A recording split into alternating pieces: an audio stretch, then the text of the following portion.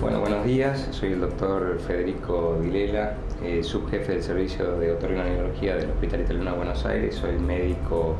otorrinolaringólogo, especialista en oído, otólogo. Me desempeño en tareas que tienen que ver específicamente con el oído, y en este tema puntual vamos a charlar sobre las otitis, o llamadas comúnmente otitis, de las cuales es importante hacer diferenciación fundamentalmente en dos grandes grupos de otitis: las otitis externas y las otitis media aguda.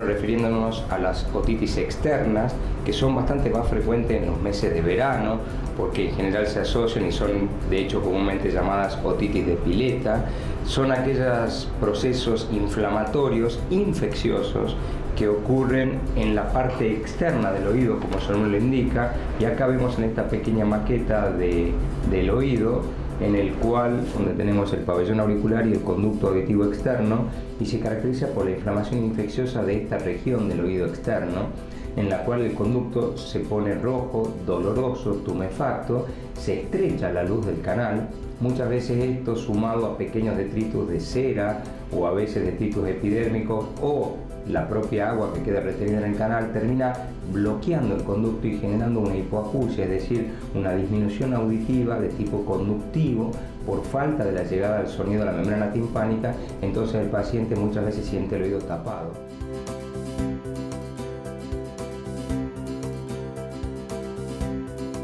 Bueno, en cuanto al diagnóstico, habitualmente es sencillo. El paciente consulta por esta presentación con dolor agudo, molestias a la movilización del conducto,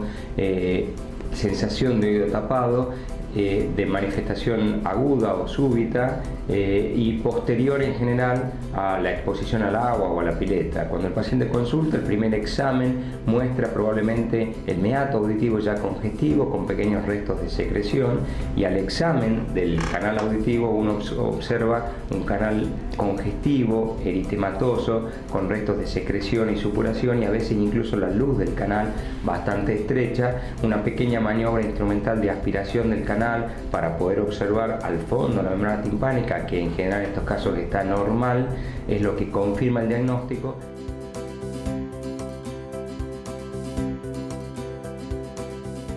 Para el tratamiento, un aspecto fundamental es evitar la exposición al agua durante los días del tratamiento y hasta tener un tiempo adecuado a que la piel nuevamente recobre su capacidad de hidrófugo, es decir, de repeler el agua. Entonces recomendamos en estos casos colocar un algodón con aceite o con aceite de almendras o incluso aceite de cocina, aceite fino, que evita durante los momentos de la ducha o del baño la entrada de agua al canal, y de esa manera favorece la rápida cicatrización del canal, sumado lógicamente al tratamiento médico. Consiste en gotas locales con antibióticos y corticoides por un periodo de entre 7 a 10 días hasta que el proceso queda resuelto. En casos muy puntuales de pacientes que presentan inmunosupresión, pacientes ancianos, pacientes con alguna comorbilidad o enfermedad específica en el cual el proceso se puede extender a regiones vecinas al conducto auditivo externo, como lo es el pabellón auricular, la región posterior de la oreja o las partes blandas preauriculares, es recomendable en esos casos, y el médico se lo propondrá, iniciar además tratamientos vía orales con antibióticos que refuerzan o favorecen controlar el proceso infeccioso local, y en estos casos no es solo el tratamiento local, sino el tratamiento, como dijimos, sistémico con antibióticos por vía oral.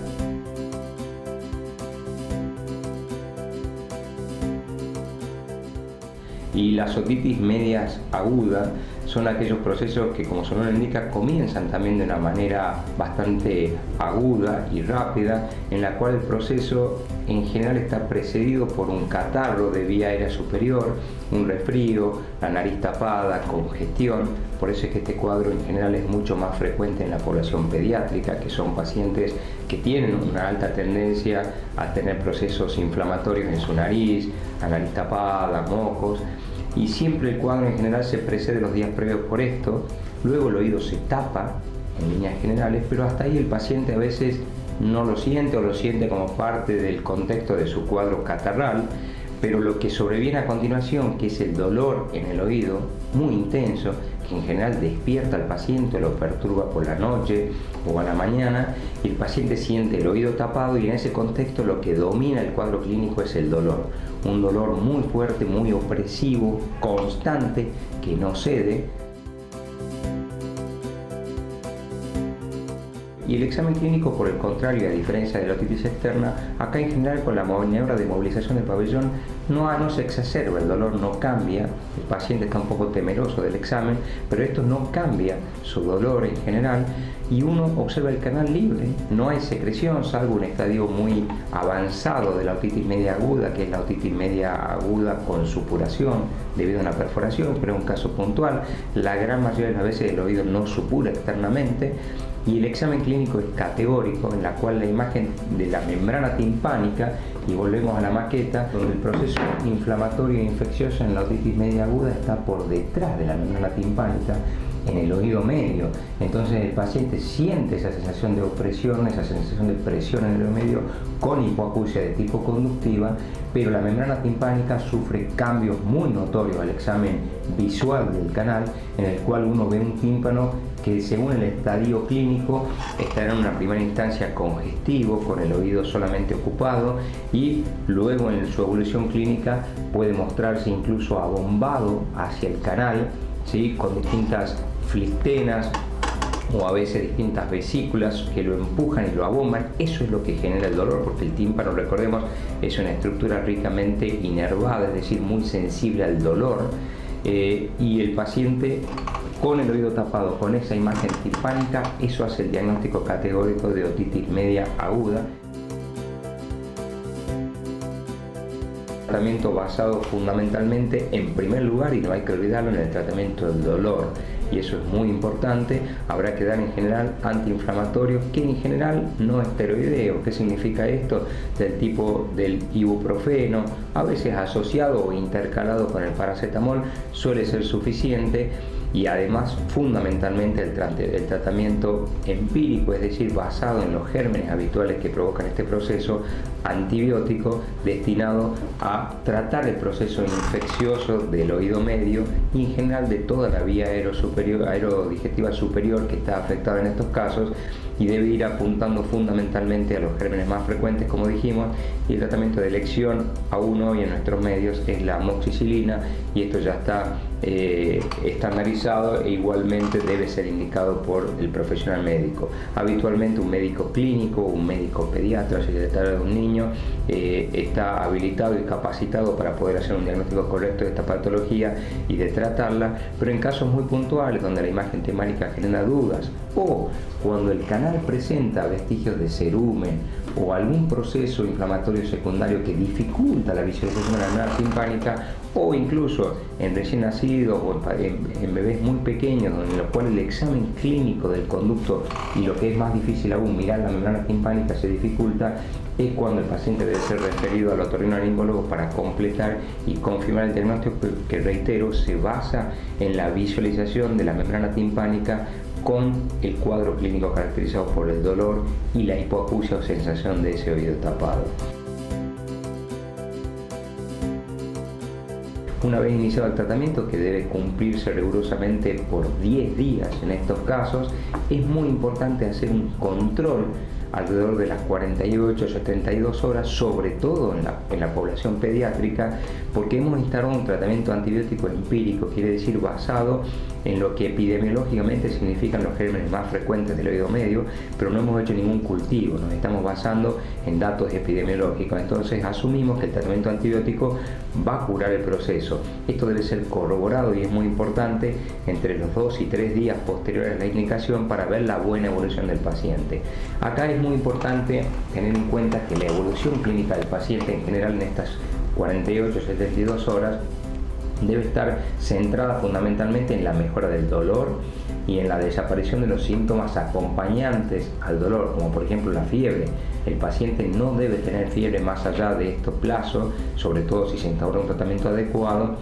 pero es muy probable, y de hecho la mayoría de las veces es así, el oído continúa tapado. y el paciente ahora pasa a ser el síntoma dominante del paciente, es decir, un paciente en el cual el síntoma dominante que lo llevó a su consulta para hacer el diagnóstico era el dolor, ahora desapareció, cedió, y el paciente siente ahora una sensación tenue de opresión, pero dominada fundamentalmente por la sensación de oído tapado, en donde sus voces, sus pasos y sus maniobras, o incluso el masticar, le retumban el oído y le perturba esa sensación de hipoacusia, y que muchas veces le preocupa y lleva a consultas posteriores, porque el oído va a continuar tapado, y a veces por bastante tiempo, incluso hasta un mes posterior a una otitis media aguda, el oído puede quedar tapado debido a que el volumen del oído medio es muy pequeño, es una cavidad aérea muy pequeña, y los procesos que van a llevar a la resolución de ese proceso infeccioso inflamatorio del oído medio van a llevar su tiempo, hasta que a través de la trompa de Eustaquio, esto comunica con la rinofaringe o la nariz, y los propios procesos inflamatorios del oído medio van a ir cediendo lentamente hasta que nuevamente el oído medio se recupere ad integrum, es decir, la audición va a volver a ser normal, y en un alto porcentaje de casos, por no decir en todos los casos de otitis media aguda, el oído medio va a recuperar su función normal. La membrana timpánica va a recuperar sus características habituales, y el paciente va a tener una sensación nuevamente de bienestar y de sensación auditiva normal. Entonces es importante que en las otitis medias agudas, en la gran mayoría de los casos, son procesos agudos, infecciosos, que bien tratados y adecuadamente, con una devolución adecuada, conllevan a la restitución ad integrum del oído sin dejar secuelas posteriores. Existen, por supuesto, como siempre, algunas excepciones al caso, en las cuales por gérmenes muy agresivos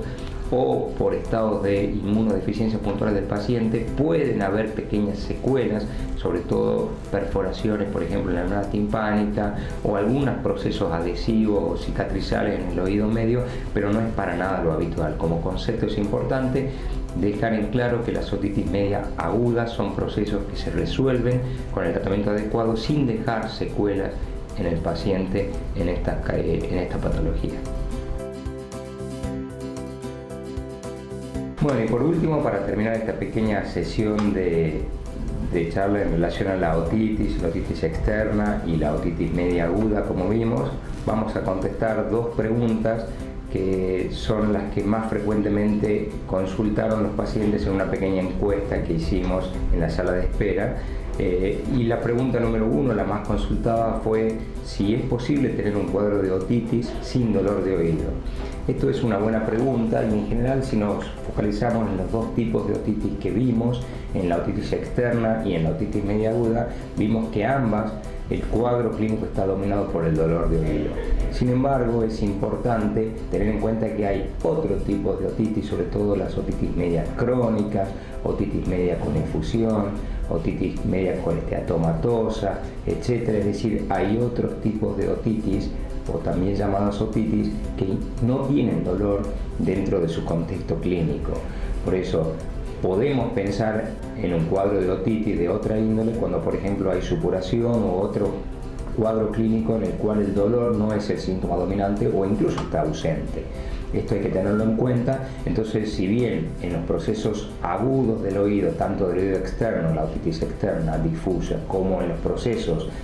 inflamatorios e infecciosos agudos del oído medio, la otitis media aguda, el dolor es categórico y ese es el síntoma dominante, existen otros tipos de otitis en las cuales el dolor no es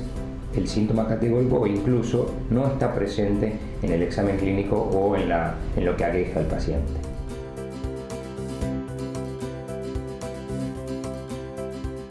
Contestando a la segunda pregunta en frecuencia, que es aquella referida a cómo me doy cuenta cuando un bebé, un recién nacido o un neonato presenta un cuadro de otitis. Y esta es una pregunta realmente buena e interesante, y que tal vez hemos omitido dentro de la explicación de un cuadro tanto de otitis externa como de otitis media aguda, hacer referencia, y es muy importante, puesto que la mayoría de los procesos de otitis media aguda se dan en la población pediátrica. Y en general Incluso niños pequeños o bebés no refieren claramente dolor o molestias en el oído, y este era el síntoma dominante. Y en estos niños es muy importante la sospecha, y está dada en general por la madre. La madre es la que tiene la sospecha de que al niño o al bebé algo le pasa, está cruzando un proceso infeccioso. Y los síntomas son síntomas en general bastante inespecíficos, pero bastante claros de que algo le pasa a ese niño, y están dominados, por ejemplo, porque es un bebé que no quiere tomar el pecho, no quiere tomar la leche, hay alteraciones en la alimentación,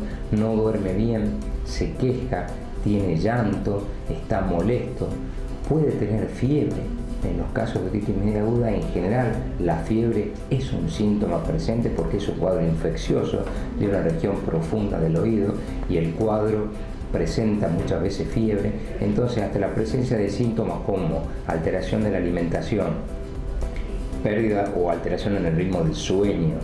un bebé irritable, un bebé molesto, un bebé quejoso o con llanto, y que además está con un cuadro catarral de vía aérea superior y con fiebre, debe concurrir al médico, al pediatra, para en primera instancia descartar un proceso